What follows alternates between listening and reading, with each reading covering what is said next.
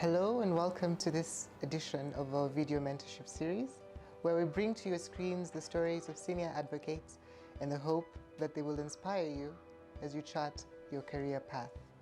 Today, we have the privilege of introducing and interviewing a very senior advocate. She's been in practice for over 30 years and has charted a path in family law. We hope that her story inspires you as much as it did us. Take a look. Hi, and welcome to this video mentorship series. My name is Julia Wanjiru Ashira. I'm a council member at the Nairobi branch. Welcome again, Miss Judy Thongori, Senior Counsel, to this podcast. Thank you. Start it's my by pleasure. telling us, who is Judy Thongori, Senior Counsel? Give us a brief introduction of yourself. Okay. Well, as you say, my name is Judy Thongori. I am an advocate of the High Court of Kenya. But most of all, I am a woman, I am a mother, I am a wife, yes. And then a lawyer and a family law practitioner at that. Yes. Yes. Maybe you could give us an outview of your legal journey. When did your legal journey start? Maybe from the time you went to the university up to the law school and being admitted. Okay.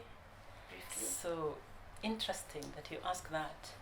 Many years ago, I decided to choose law as my choice at Nairobi at the university. Of course, I was in sixth form then. But that choice was based on the advice of my career master. I was in a school in Murang'a called Kahuya Girls High School. It was an interesting time that we lived in, at least for my part. I wasn't quite aware of what I wanted to do in my life. But Mr. Tindiaba, that was the name of my career master in high school, said to me, you know what, you should choose law.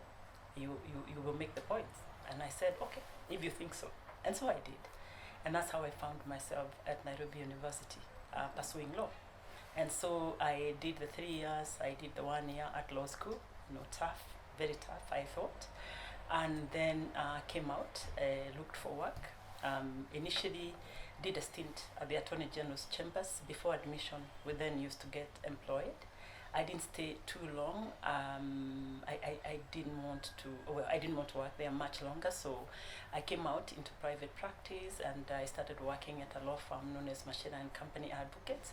I worked there for a little while, and then I got a job at Muthoga Gaturu and Company Advocates.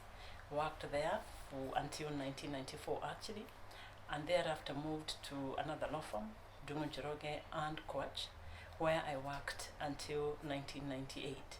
In those law firms, I was in litigation. I did a lot of commercial litigation, and I would say that by 1998, I confidently felt that I could handle any commercial litigation. Okay, and then my colleagues, senior colleagues, Nancy Baraza and Honorable Justice Martha Kome, came calling. They kept on telling me, Judy, you should join FIDA. And I wasn't sure why they thought I should join FIDA. I was quite happy doing what I was doing, commercial litigation. I was getting to the top of it. You know how you know what to expect, you know what pleading to draw, you know how to deal with any objection that comes your way. But eventually, they managed to persuade me. And I remember meeting Nancy Baraza in town. We then were in Bruce House. That's where Dungu Njoroge and Coach, the law firm of Dungu Njoroge and Coach was based. And I met Nancy opposite Hughes Building, and she called me down. So I went down to Hughes Building. She had parked outside there. I sort of remember her car. It was a red car in 1998, a long time ago. So we sat there, and Nancy was telling me, why won't you consider? There is a position of head of litigation that's opened up at FIDA. Please consider. And I said to Nancy that I would. Okay, and I did. And I went for an interview the following week, and I got the job. And I joined the Federation of Women Lawyers in, actually that was, it was 1997. Yeah, late 1997. I was then 7 months expectant of my daughter. We removed this young lawyer that you now see here. Yes. But it was an amazing time because I moved into a new job. And 2 months later, I was off on maternity leave. And I never looked back. So I worked in FIDA until the end of 2002, and it was a very rewarding time for me. The greatest eye-opener so far in my life, because that's when I understood why law was so important a subject and a course, because I understood from my association with people and the people that I represented that sometimes it made the difference between life and death. Okay, when people had to make life and death choices because they had no choice than to go that way. So I pursued it, offered legal services to women who were in need, and there were very many women in need all over the country. Gave a lot of sensitization on matters law, especially family law. And by then I should tell you, in the first month of my being at FIDA, Yes. I wasn't sure that I could stay, because I went to, then it was Sharia House, to court. Remember, I'm used to doing commercial law and I'm very good in what I do at that point, or so I felt. And then I'm starting now on family law. I had never done family law before. So somebody was raising an objection about a pleading that I was holding, and I was like, I don't want to feel this lost at this point in my life. So I went back to the law firm, one of the law firms I had been, that's Mothowe Gatulu and Company Advocates, and I spoke to one of the partners there. And I said, I don't know whether I would do this. I think it's still possible for me to come out and pursue commercial law. But this partner told me, no, Judy, no, you've learned enough of commercial law. It is time to learn something else. So go arm yourself with the necessary statutes, read them, and equip yourself, for the next challenge. And that's what I did. And I haven't looked back. I mean, today when I look at what's on my desk is the Marriage Act and the Matrimonial, Property Act. Yeah, so anyway, so I was in FIDA for a while, like I said, until to the end of 2002. And like I said, a very challenging time, a great eye-opener. I understood that what I carried in my head without feeling the weight of it, that's the knowledge that we have, the legal knowledge that we have, is what people out here needed. And there was so much need for it, and so much inability to afford it. But even if all the people out here could afford lawyers, it was not possible that the lawyers in this country could serve the population out here that needed legal knowledge. So I enjoyed it, and then the time came when I had to leave, because I had been there for almost 5 years, and I started my law firm. And when I started my law firm, I wasn't sure which way I would focus. But at that point, I knew my greatest capacity lay in family law. I also knew that this society needed support in matters so personal as family law. I had asked myself many a time when I was in FIDA why there were such deep violations of rights, domestic violence and what have you. And at some point I wondered, can we not, and I mean I'm serious, I used to sleep at night and wonder, can we not have women separated from men? Have men in one end of the world and women in another. Because you need to work in a legal aid organization like FIDA to understand just how bad violence is. Extreme cases of violence that traumatize you for a lifetime. Then of course, I knew that it's not possible that men and women can be separated. It is intended that they should sit together as we are sitting here.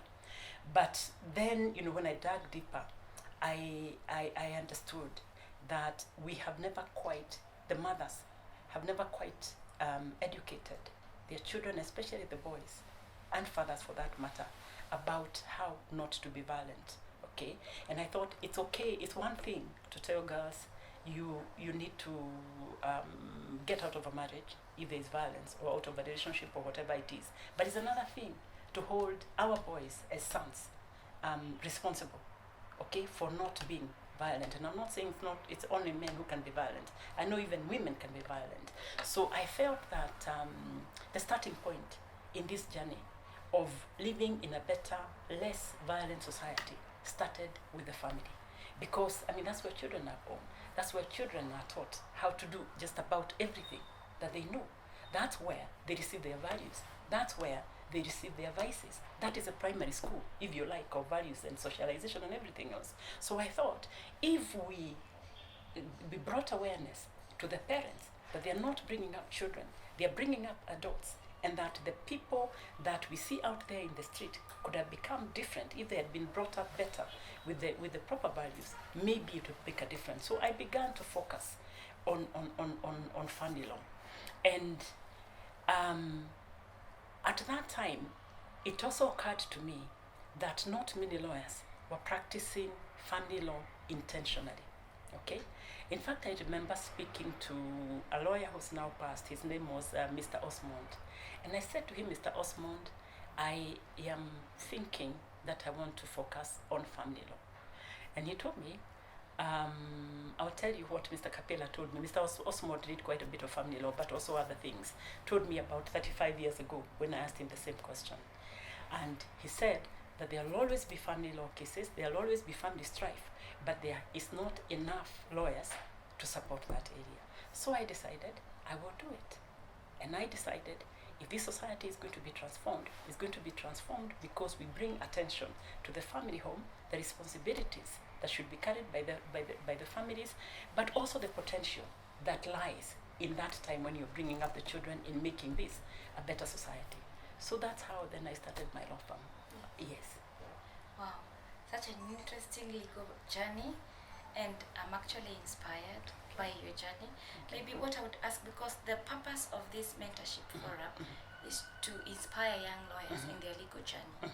Maybe you could advise young lawyers, or maybe give us information of your legal challenges, that the challenges that you've faced since maybe from the time that you started off from pupillage up to where you are now. What are the challenges that you faced so far? Okay. Many. I guess I'll talk about the positives and the challenges.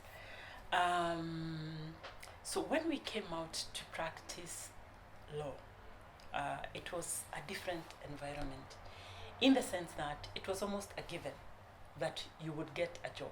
So it didn't worry us too much whether we're going to get work or not, which is different in the environment that we are in. Okay, so I easily moved from one job to the other. As I said, at the Attorney General's chambers for about a year, and when I didn't want to be there anymore, by the way, I walked into town. You know where the Attorney General's chambers is? I simply just walked into town. A colleague of mine had told me that Mr. Mashira and Company Advocates had a vacancy. I walked in, I talked to Mr. Mashira, he interviewed me, he offered me the job, and I was working in the next few weeks, okay? And then we were in City Hall Annex. Next to us was the Muthokwa Gaturu and Company Advocates. One of the days, I'm waiting for the lift, I meet Mr. Muthokwa, he says, we have vacancies, would you like to consider applying? I said, why not? So I applied, I got the job. And then the next thing is, I remember actually it was soon after I got married. I got married in June of 1994. When I was still home from my leave, I get called by somebody from Thongori Court. Actually, it's the current Attorney General, P.K. Gehara. He was then a partner in Thongori Court. And he said, I'd like to meet with you. And so we met. And he told me, we have a vacancy, would like you to consider working with us. And I did consider working with them. And the next thing is, as I said, Honorable Martha Kome and Justice Martha Kome and Nancy Baraza, Dr. Nancy Baraza, calling me to tell me there's a vacancy at FIDA, take it on. So it was so easy. I mean, you almost didn't have to apply, you see. So it was a different time in that sense, in that the opportunities were there. But I want to say the following, that what made it possible for opportunities to be there and for people to look out for me for those opportunities is because I worked hard, okay? I was committed, okay? And so even for the young people, even for the times that we are in, even though we are more than we ever were, I think that for the hard-working lawyer, okay, for the lawyer with integrity, okay, the young lawyer, there is still more than one opportunity. I want to tell you that it is still very possible to be poached in the manner that I was poached. But you know what? You need to distinguish yourself. You need to know your subject. You need to do it well. By the way, when I'm in court, I'm always looking out. I'm also an employer. I'm always looking out, for young people. And you can see that young person has potential. But what tells you that a person has potential? It's because they know their subject. You see, they're courteous. They have integrity. Why wouldn't you consider such a person as a person with potential? So as much as the field is full of people, there is not enough of the very good people.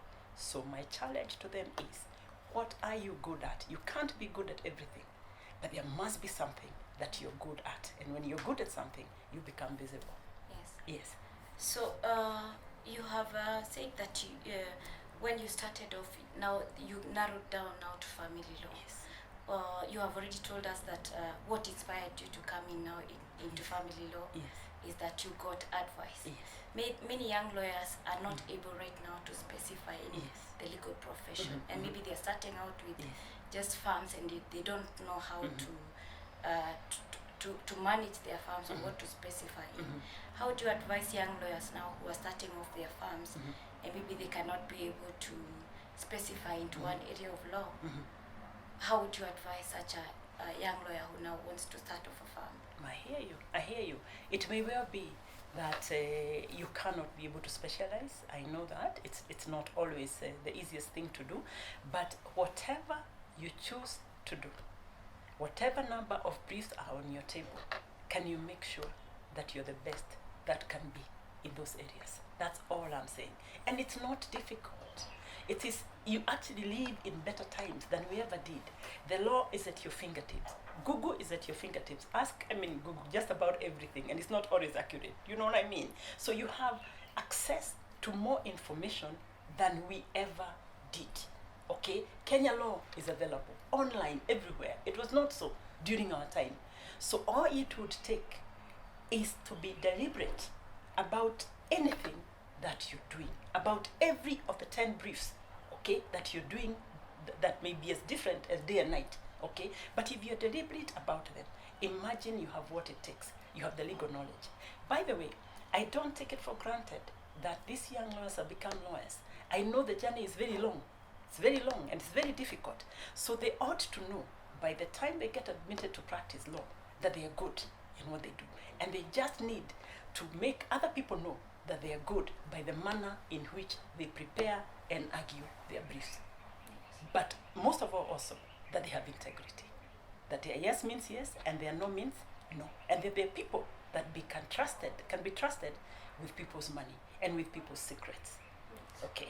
Yes. We talk about money. Now we come into the issue of maybe money management, finance management.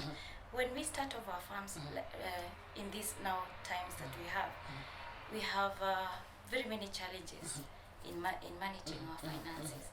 Maybe when we start off, it's a small scale law firm. Was yours a small scale law firm when you started? Yes. And how did you manage your finances then? Okay. It was a small scale law firm. It was just me, and I had somebody at reception, and I had somebody in the court registry. So it was just about the three of us initially. But I think the most important thing is not to have an appetite for other people's money. That's what it is. Let me tell you, if you have an appetite for other people's money, no money is enough for you, okay? But if you exercise healthy boundaries, what's yours? Don't thirst over what is not, over what's not yours. You will be just fine. And that's what I find lacking in many people. The the line is very thin, as long as it's money, it's money. And if you know that you have a weakness, okay, and that the line might become very thin, then please separate your money, your accounts as we are taught to. The client account, the office account, and the personal account. Let your wallet not be the client account, the office account, and the personal account, because you will run into trouble. And let me tell you, this journey starts with a single step. If you only are disciplined enough to run your first year, the second year will be better, and the third year will be better, and the 10th year will be even better. So I would advise young lawyers, be patient. It will come to be. But it cannot come to be unless you're responsible in the way you manage other people's money. Avoid having appetite for other people's money. I say that, of course, knowing how difficult it is out there. That sometimes it's a question of whether I can pay my rent or not pay my rent. Please, borrow from another source. You will not have to borrow to pay your rent for more than 1 year if you're working hard and working smart. You will not need to borrow for too long. Yes, because this market here is not too bad a market. Yes. Okay, thank you very much. Young lawyers are always in a dilemma when they're admitted. A question of whether they open their firms immediately or maybe they go get experience first. And the trend is right now everyone is opening their firms maybe immediately after admission. What did you talk about that now on the aspect of maybe getting experience? What's your take on opening a firm immediately once one is admitted? This is something that you would advise a young lawyer to do? Okay, I think it's okay. If you have to open your law firm, you still can, and you can survive, okay? Because some people don't have the luxury of being able to work with other people. There may be no employment available. And by the way, I know of people who've wanted to work, okay, in other law firms so that they get experience, but they didn't have that opportunity. So because it's what is out there, it is okay if you have to start with your law firm. Just have structures in place. Wherever you have done your pupillage, I hope, is a place where the lawyer came across some practices that they can take. But even as they are in their small law firm, even as they started, they should look for a mentor, a person who will be able to tell them, this is how we do things, okay? This is how we keep them separate. This is how we have healthy boundaries. This is how we are able to move from day to day. For the ones who have the opportunity of working in law firms so that they gain experience, I think it's a very good thing, because you also learn how law firms are run. It's not as simple as it looks, you know, from outside. It's got structure. It's very difficult for me to tell you because I probably almost take it for granted, you know, what happens here. But the truth of the matter is that there is a lot that has gone into making the system that works today, so that when a client comes, what is the process like? Even what is the process of opening files, you know, even what is the process of paying, even what is the bring up process, even how do you manage pleadings, you know, how do you file, how do you do them, how do you ensure that you don't miss a date and what have you, even diarizing, as simple as that. So if you have an opportunity to learn from a law firm, do that 1 year, 2 year or 3 years that you learn, you will take a lot more than you can ever imagine. So for me, it's a bit of both. Wherever you find yourself, you still can do the best that you can. Yes. Thank you very much. As a female young lawyer, and I can, you have a lot of passion with women issues, and as female lawyers, what we go through maybe sometimes when you're in employment is issues to do with harassment, maybe sexual or otherwise. So, what did you encourage a young lawyer who is maybe going through harassment at work? How do they approach such an issue when they face it? I think that, and this could happen to males as well, but especially to young women lawyers, I think you must not agree to be harassed. But it starts with knowing what harassment is. So young women lawyers must acquaint themselves with what harassment is, when boundaries are no longer being respected and when they are no longer healthy. And young women lawyers must know that they have a choice. Unlike many other people, you see, so to speak, they have a choice. They also have a voice they can utilize. And the voice can be utilized either through getting somebody to how do I say, to represent them. Okay, in that voice, there is FIDA, there is us, okay, or even just by being able to walk away. Just by being able to walk away. That power surely must exist in a female lawyer. You have been to law school, you have your papers, you're armed with your papers. Why would you have to take sexual harassment? Okay, so I'm saying that young women lawyers need to lead the pack of young women by being able to stand up against sexual harassment. But it starts with knowing what sexual harassment is. I know that the lines can be very thin, okay? So can we acquaint ourselves with what it is and stand up against it? Yeah. But there's a point there that I'm just pondering, that perhaps if we had an established platform among us as female lawyers, especially older female lawyers, where a girl who's feeling harassed can just call without having to make it very formal. Maybe that would be a better thing, and maybe that's something that could be born out of this podcast.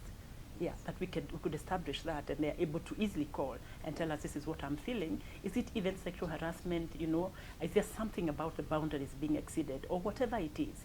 So maybe that's something that we could do to make it easier, because some of these things are easier said than done.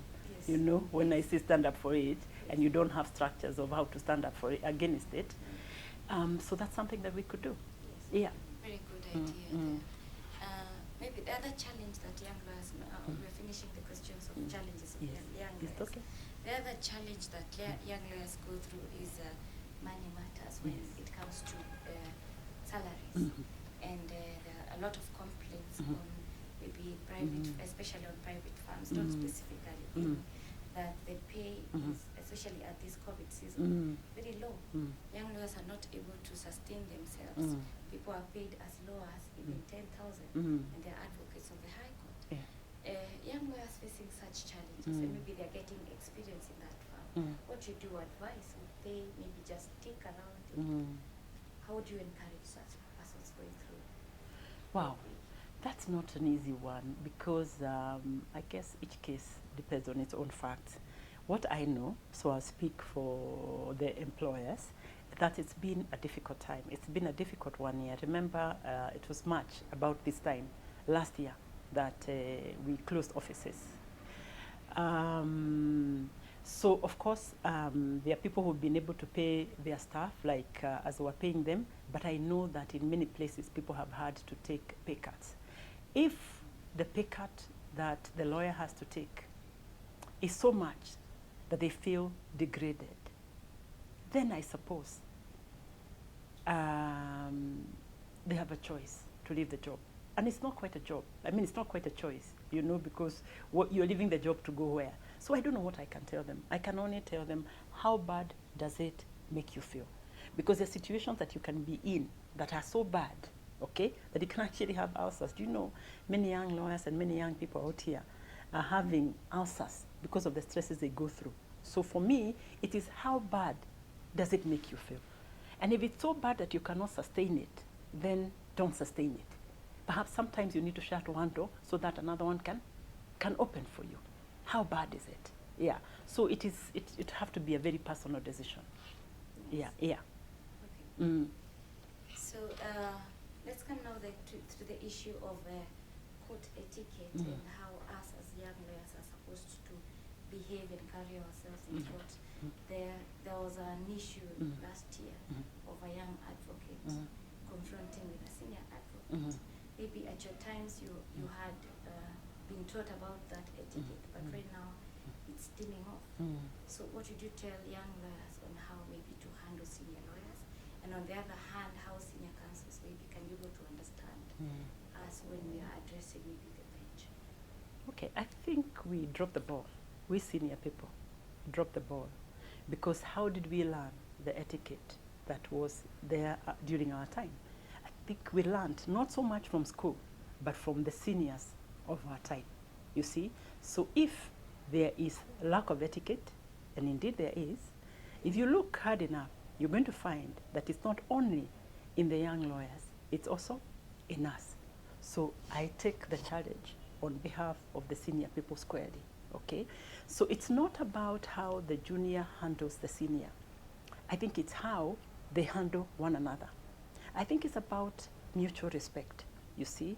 So this profession needs to go back to the boardroom and ask, how do the seniors who know the difference when there is courtesy, when there is respect, mutual respect for that matter, how different it is from when there is no courtesy, no respect, and you have people shouting to each other across there. So for me, I can only say that the place for courtesy in the profession is a very important place, because the kind of work we do is such that we have to speak across at each other. We are advancing parties' cases, and sometimes it does get emotional and get heated. But if you know the boundaries, if you know where the healthy boundaries end, then you'll always keep to your side of the bargain. The problem is that those boundaries now have become almost invisible. And so I'm saying it's not just about the juniors, it's also about the seniors. We need to do something. And because you're in the council here, maybe it's a time to start having this conversation again. Where did we go wrong? Where did the rain start beating us? Yes. Okay, now coming back to your legal career in your profession, family law is a very emotional area of law where you deal with very emotional clients. And maybe you could narrate to us what is the hardest case that you've ever dealt with? What is the most emotional case that you have ever dealt with, which you had to make very hard decisions on it? Okay, so I couldn't tell you, of course, about a specific case. But here's what I can tell you, that yes, Martha's family are emotional. And it's always so difficult to see people coming apart, a family coming apart. You wish that there was something that you could do to hold that family together. Why? Because many times they are children. Those children have been born in a union where they have seen the mother and the father. The biology of those children is from both those parents. So whereas the spouses can walk apart and move on with their lives, it is never going to be possible for the children. So to get to that point where there is no choice than for a couple to split, and when you have in mind the young ones that are involved, then it's difficult. It's always their call to make, but even from sitting outside of them, I always think about those young children. And then families, excuse me, that have worked so hard to acquire and accumulate wealth. And you will hear stories about how the young man did not even have a stool in his house. They were sitting on the box in which the TV came or the music system came. And then now you're seeing a family that is so comfortable financially. And now assets, those assets have to be split. And you know there's a lot of loss when assets are split. So it is, it's emotional, it's painful even to watch that, okay? Because those assets were meant to be enjoyed together, isn't it? This home that they built and loved as a matrimonial home was intended to be enjoyed by the family. And then imagine this family has to be sold, or one person will stay there to the exclusion of the others. Can I just say that all of it in family, it's emotional, it's painful, but it has to be done. Sometimes it has to be done, and many times it has to be done, because there's nothing worse than people who live in conflict, okay? There's nothing worse. When people live in conflict, it means that they are not getting their optimum, you see? It means that many times children are exposed to very negative, a very negative situation, a very negative environment, to the extent that at some point you hear the children telling their parents when they are older, we always wondered why you stayed, So conflict in marriage is inevitable, therefore separation and divorce are inevitable, but that does not make it any easy to be the person in the place where the family lawyer is when that happens. Yeah. So now how do you now separate your personal life and your professional life such that now you're interacting here with people who are emotional and in the process you could become emotional and then you have this other life where you're Judy Thongori, you have a family and you have your own issues. How do you draw the line? How do you manage to now draw the line so that these emotions don't come back now to come into your life? That's a good one. Okay, so first of all, when I started doing family law at FIDA, and we learned that you take on the vicarious trauma of, in every 5 clients, you take on the vicarious trauma of one. So one sitting as a family lawyer must always know of that danger. I also know that, I don't know how I learned this, to be empathetic as opposed to be sympathetic, so that you're not internalizing the pain. You're hearing the pain, you're understanding the pain, but you're not internalizing it so that it does not become yours. Because if it became yours, then you and your client are going to be fighting the other party when you meet them in court. Then it is time to walk off as a lawyer from that matter. So it's difficult for me to tell you how to do this, but somehow I manage to do that. So engage and disengage, at the same time. So you are engaged, but you're not engaged to the point that you will match with your client and tell this person you will see me. Okay, you must be able to remain at a professional distance from the matters at hand. If you do not, you will do to your client greater disservice than if she represented herself. And I see this a lot in court. You hear people accusing each other. Your client did, It's almost like you answer more sins than I. But, here's what, than the other side. Here's what I think. I always tell people, because my client is not an angel, neither is yours. Okay? So let's start from there. It's not about who did what. It is about how does this family move forward in dignity. This family can divorce in dignity so that they can be able to co-parent, or so that they can pick up their lives, because it's not the end of life. Okay? They can pick up their lives and move on. Do you know, when we first started doing family law, people used to be so stressed. I remember somebody having depression that would not allow them to turn their necks, okay? Because they were so stiff, the neck was so stiff because they were unwell from depression. Now we know better that when a marriage ends, the first place to go to is to the counselor. Debrief, because none of us, at least not our generation, I don't know about you guys, gets married to divorce, isn't it? So when the marriage is on its knees, the effect on the person is more than you can ever imagine. So for me, when people come to me, I tell them, divorce is a process. It starts with where it started. And you know where it started? The emotional investment, okay? So let us now break down the emotional investment and deal with the emotional investment by sending you to a counselor. Once we have dealt with that, then we worry about the physical, okay? Once you're dealt with that, we worry about things like finance, the children, and what have you. And a distant fourth, guess is what? Legal. Because I tell them, you have a marriage certificate in your pocket. It gives you zero comfort. Isn't that true?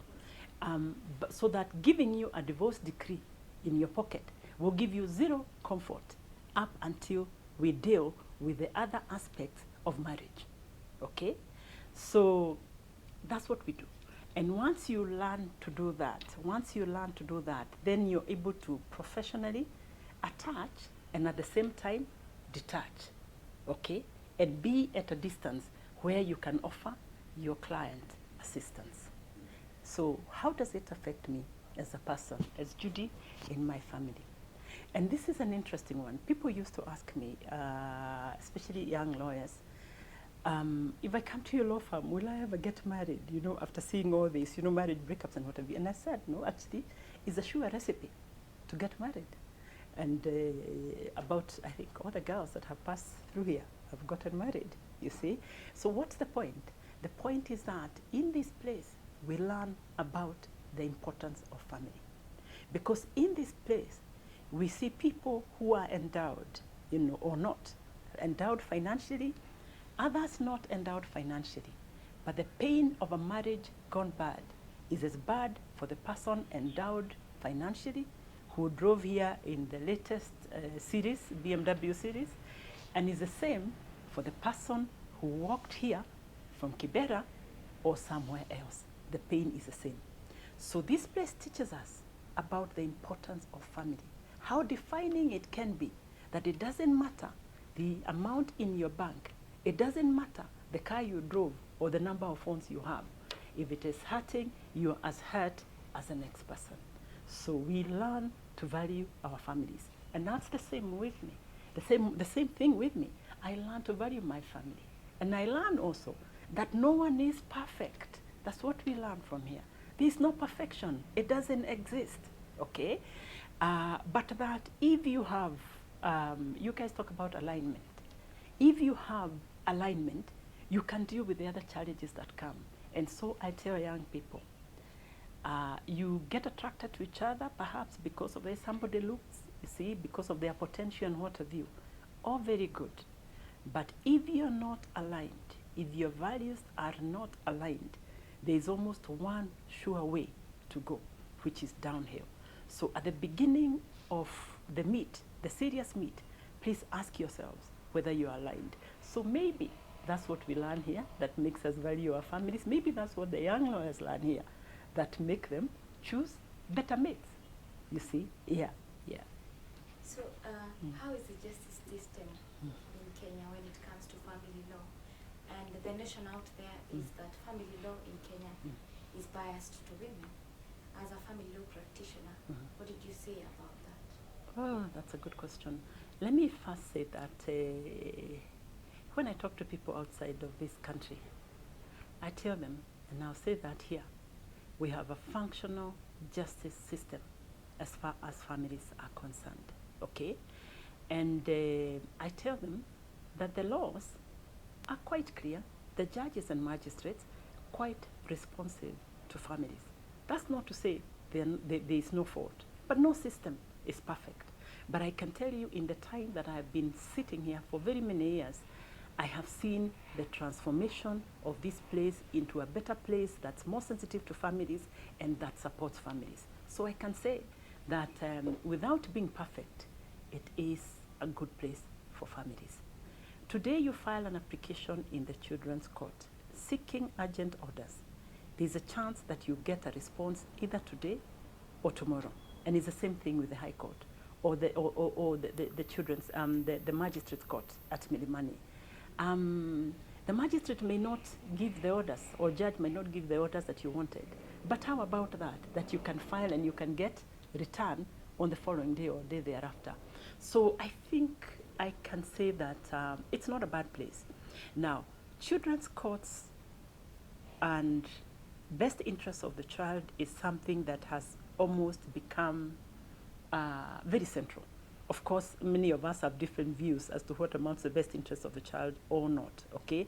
But it's almost commonplace.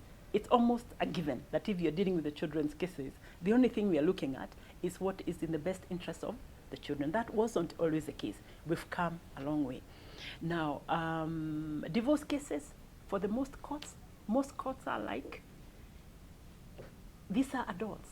If they have come to court, perhaps pay their lawyers to come and say the marriage is irretrievably broken down, then you've got to hear them. They don't have to have the kind of reasons that we used to be required to carry, almost in a whole sack, back in the day. Okay, and the courts have recognized for the need to have divorcing couples dignified by not having to wash the dirtiest linen in public, that they can wash just sufficient linen for the court to appreciate that the marriage has indeed irretrievably broken down, without having to bring the wash, and bring it there, and then we have Google that you'll never forget, that you divorced for these reasons. So what can I say? For me, that is a justice system that's responsive to the needs of the families at the time that we live in. Do men feel that the courts sway in favor of women? I don't know.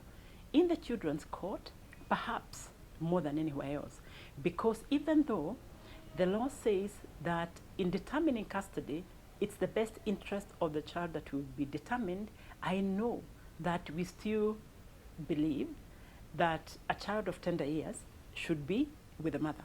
But fathers are saying that there is no presumption in favor of the mother, unless it's a very small baby. The presumption is in favor of the best interest of the child. So I think that's a continuing debate. Okay? But in the divorce court, where would the men feel that they're not as well, how do I say, catered for as the women? Perhaps in maintenance, in alimony. But I would say, no, that's not the case.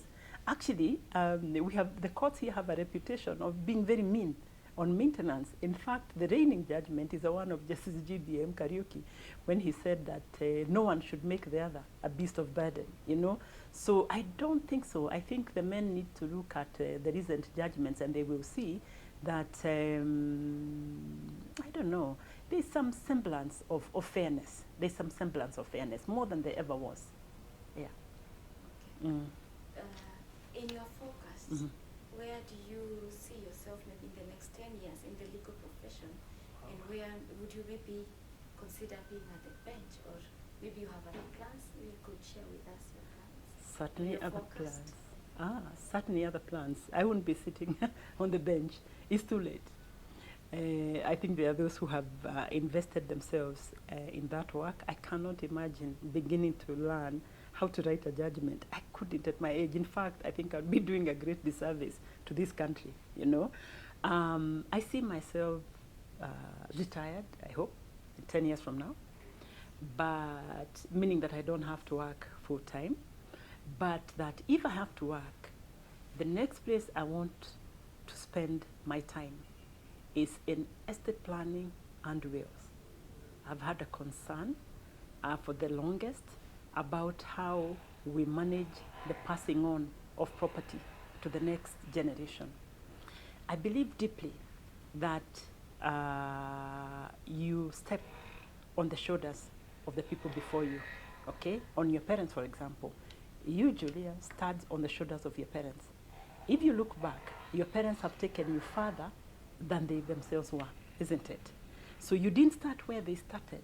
You started where they sort of ended. Okay, you are supposed to see further.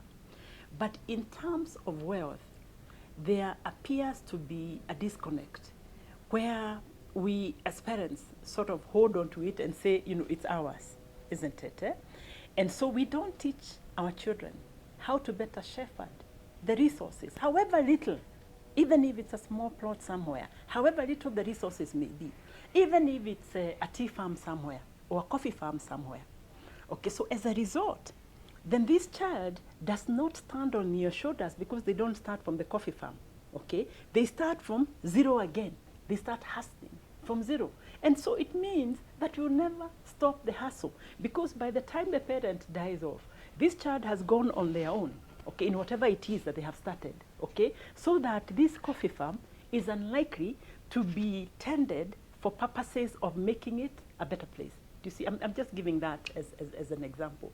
So for me, I'd like to spend my time telling us as parents about how we can equip the next generation to shepherd whatever it is that we'll have left as we go.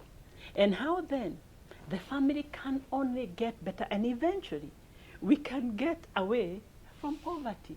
Otherwise, all the generations will be looking at poverty as a real thing. Because every time you have to start from zero, it's not right. If there was something, however little, have a piece of land, half an acre of land, can the next generation be told, make it an acre for the next generation, and so forth and so on. I spoke to a young Asian gentleman, and you know what he told me? That in their family, they work for the next generation. I was so touched by that. You know what that means? Your parents worked for you. So don't work for yourself, that you may consume it all. Work so that the next generation may have a better life, and so on and so forth. How selfless is that? So I want to do estate planning. I want to do wills. That's about it for me. So even in retirement, that would be a good place to be. Yes. Yes. As we wind up, Mhm, what is maybe your advice? Mhm. How would you encourage, especially female young lawyers Mhm. who are aspiring to be like you? Of course, you are a point of admiration Yes. to most of us as young lawyers. As a young lawyer, Mhm. or admiring to be a family Mhm. law practitioner, Mhm. what would you tell them will be their biggest challenges and in the profession? I would tell them that they can only be their greatest challenge if, because they're lawyers, it means they have the they have the knowledge to do it. The rest of it is to know what they want to do and to unapologetically go for it, okay? It may not, Rome was not built in a day, so they may not be able to specialize in the first year or the second year or third year, but may they remain knowing that this is what I want to do over time. And soon enough, as they build capacities, because there's capacity. See, we run, we have CPD, we have the workshops. We talk about family law, we talk about many things. They equip themselves so that they get better and better. But what I'll tell them most of all, and maybe this is to many young lawyers, I know it's difficult out there, and maybe I don't know how difficult it is because I'm not wearing the shoes of the young lawyers. But I feel, and this is something I feel maybe it's not true, that there is a lot of wanting to look like you have made it or like you're making it, okay? I've had some young lawyers say that if you drive a good car, there's a good chance that clients will think you're doing well and give you work. But guess what? I think all clients care about is delivery. It's delivery of whatever of service, okay? I don't think they care about the car you drive. When I was thinking about this, I was just thinking 2-3 weeks ago, I had some surgery, okay? And I didn't care if my doctor came by bicycle, boda, or walked. What I cared about is that he had the capacity to deliver, okay? At that point, I needed him to be able to carry out that process in the most professional way. Let me tell you, clients, all they want is that you deliver the service that they require. I don't think that my clients know whether I walk or drive or go by boda or whatever it is, and if I do, how I drive. Not at all.